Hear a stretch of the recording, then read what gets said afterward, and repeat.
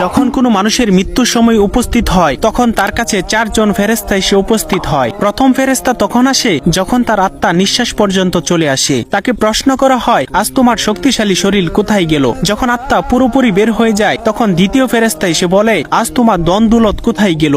দুনিয়াতে জানিয়ে তুমি গর্ব করিতে। এরপর যখন জানাজা উঠানো হয় তখন তৃতীয় ফেরেশতা এসে বলে, আজ তুমি এমন এক লম্বা সফরে বের হচ্ছ যা এর আগে কখনো করো নাই। আজ তোমাকে এমন এক ঘরে শোয়ানো হবে যেখানে নিঃশ্বাস ফেলানোর জায়গা পর্যন্ত নেই। যখন তাকে কবরে শোয়ানো হবে তখন চতুর্থ ফেরেশতা এসে বলবে, কাল পর্যন্ত তুমি জমিনে চলাচল করেছ, আজ তুমি জমিনের নিচে শুয়ে আছো। কাল তুমি হাসছিলে, আজ তুমি কান্না করছো। কাল পর্যন্ত সবাই তোমার সঙ্গী ছিল, কিন্তু আজ তুমি একা। কোথায় তোমার আদরের স্ত্রী সন্তান যাদের জন্য তুমি মাথার ঘাম পায়ে ফেলে উপার্জন করেছিলে? আজ কেউ তোমার সঙ্গী হবে না একমাত্র আল্লাহ ছাড়া।